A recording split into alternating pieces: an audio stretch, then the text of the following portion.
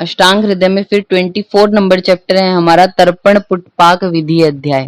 ठीक है, तर्पण और पुटपाक में 3 नंबर श्लोक में देखना आप, 3 नंबर श्लोक सेकंड लाइन, नीवाते तर्पणम। जब आपको तर्पण किसी को कराना हो तो नीवाते, नीवात स्थान पे यानी वात रहित स्थान पे कराना चाहिए। नस्य में भी आपने क्या देखा था, नीवाते स आत पे ऐसा होना चाहिए जगह। 5 नंबर श्लोक में देखिए आप, 5 नंबर श्लोक हाईलाइट करना, द्वे अंगुल उच्चाम। तर्पण आपने देखा होगा, नेत्र तर्पण जिनको हम कराते हैं तो उसकी जो आंख होती है, जो पेरी ऑर्बिटल एरिया है, वहां पे क्या जो माश होती है, यव या माश को मिक्स करके उनकी पाली बनाई जाती है ताकि वो जो आप स्नेह डालोगे वो रिटेन हो सके उस जगह पे। तो उसको रिटेन करने के लिए जो आपने वो लगाया है, पाली बनाई है, वो कितने अंगुल ऊंची होनी चाहिए, क्या प्रमाण है उसका, तो 2 अंगुल आपने हाईलाइट किया, वो पाली 2 अंगुल ऊंची होनी चाहिए। नेक्स्ट है 6, 7 और 8 नंबर श्लोक में भी ये बताया गया कि तर्पण जो है वो रोगों के अकॉर्डिंग कि कौन से स्थानगत रोग हैं उनमें कैसा करना चाहिए। तो हिंदी में ही आप देखेंगे इसको, वर्तमगत रोग है तो 100 मात्रा, संधिगत रोग है तो 300 मात्रा, शीत रोग है तो 500, असित है तो 700, दृष्टिगत रोगों में 800, अधिमंत है और वातज रोगों में 1000 मात्रा, फिर पित्तज में 600, स्वस्थ वृत्त में भी 600 और कफ में 500। तो ये हम डिटेल में सुश्रुत संहिता में पढ़ चुके हैं। तो दोषानुसार आपको याद हो कि स्वस्थ व्यक्ति में कैसा होगा, वातज विकार में पित्तज और कफ। फिर स्थान के अकॉर्डिंग यानी वर्तमगत रोग है कि संधिगत रोग है, शुक्लगत रोग है, कृष्णगत रोग है, दृष्टिगत रोग है, कैसा आपको करना है। नेक्स्ट है 10 नंबर श्लोक में आप हाईलाइट करेंगे, प्रतिदिनम वायु पित्ते तु एकांतरे कफे स्वस्थे च द्वयांतरम। हाईलाइट किया आपने। वातज विकार है तो आप तर्पण कब करते हो, डेली कराना है आपको पेशेंट को। पित्तज विकारों में आप एक दिन छोड़ के कराते हो, और स्वस्थ व्यक्ति है अगर और कफज विकार है तब आपको 2-2 दिन छोड़ के तर्पण कराना चाहिए।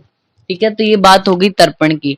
क्या याद रखना है कि जो आप पाली बनाते हो वो कितने अंगुल ऊंची होनी चाहिए, कौन से विकारों में कितने समय तक उसको धारण करना है, और कितने डेज तक, कितने कितने दिन बाद करना होता है वो।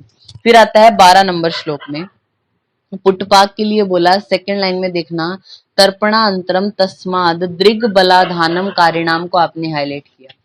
तर्पण के बाद क्या हुआ, आपको दृष्टि का बल बढ़ाने के लिए पुटपाक का प्रयोग करते हैं। तो ये आपको पूछ सकते हैं, तस्माद दृग बलाधानम कारिणाम, और ऑप्शंस में होगा कि क्या किसका प्रयोग कराते हैं, तर्पण होगा, पुटपाक है, आश्चोतन है, अंजन है, इस तरीके से। तो तर्पण से जो थोड़ी दृष्टि पेशेंट की ऐसे हो गई है, तर्पण कराया उसको, एक तरह से बहुत ज्यादा शोधन हो गया, तब उसकी दृष्टि को बल देने के लिए पुटपाक कराया जाता है।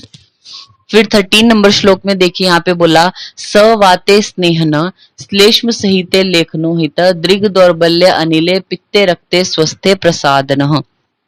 मतलब पुटपाक 3 तरीके का, इन शॉर्ट। कौन सा, स्नेहन पुटपाक, प्रसादन और लेखन।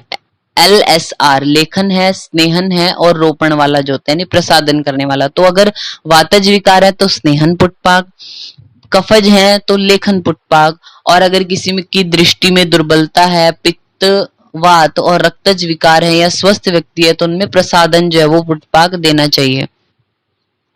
फिर उसके बाद कौन कौन से पुटपाक में कौन कौन से द्रव्य यूज किए जाएंगे वो नहीं पूछा जाता है। 18 नंबर श्लोक में देखिए आप, 18 नंबर श्लोक में हाईलाइट किया, उरुबुक वट अंबुज पत्रे।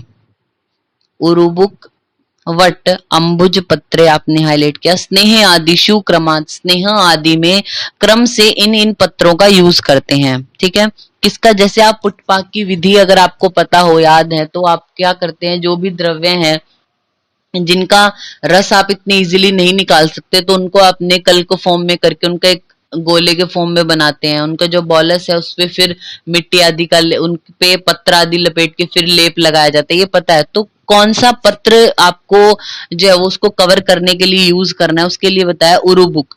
मीन्स अगर आप स्नेहन पुटपाक किसी को देना चाह रहे हो तो आपको एरंड पत्र का यूज करना चाहिए लपेटने के लिए उस बॉलस को। अगर आपको लेखन करना है तो उसमें वट पत्र का, और अगर प्रसादन करना है तो अंबुज मीन्स कमल को बोलते हैं, तो कमल पत्र का यूज करना चाहिए। ये हाईलाइट किया आपने, पत्र कौन कौन से किस में यूज किए जाएंगे। नेक्स्ट है 19 नंबर श्लोक, उसको हिंदी में जो लिखा है उसको हाईलाइट किया आपने। लेखन पुटपाक में 100 मात्रा, स्नेहन में 200 और प्रसादन में 300। ठीक है, LSR यही हम याद करते हैं ना, लेखन, स्नेहन और रोपण। रोपण मीन्स प्रसादन, आप देख लो 100, 200, 300 मात्रा। ठीक है, नेक्स्ट है हमारा, देखिए आप 21 नंबर श्लोक में, 21 नंबर श्लोक, इसकी हिंदी में देखेंगे पहले तो। लेखन हिंदी में देखना, स्नेहन या लेखन पुटपाक के बाद धूमपान करना चाहिए, प्रसादन के बाद आप धूमपान नहीं कराते। पुटपाक के जो लक्षण है वो तर्पण के जैसे ही होते हैं। नस्य के जो अयोग्य है वो तर्पण और पुटपाक के भी अयोग्य हैं। फिर ये हाईलाइट करना, जितने दिनों तक तर्पण और पुटपाक बरतने हैं उसमें दुगने दिन तक हिता, यानी पथ्य आहार विहार, या जो आप बताते हो पेशेंट को कि उसको वात रहित स्थान पर रहना है, ज्यादा धूप में नहीं जाना है, या इस प्रकार का आहार लेना है, तो ये जो उसको बताते हैं आपके, उसको उसके लिए क्या पथ्य या अपथ्य है, उसका विचार उसको दुगने टाइम तक करना चाहिए। जितने में तर्पण और पुटपाक को होने में टाइम लगा उससे दुगने काल तक उसको हितकर द्रव्यों का सेवन करना चाहिए। तो ये 24 नंबर चैप्टर है जो हमारा कंप्लीट होता है।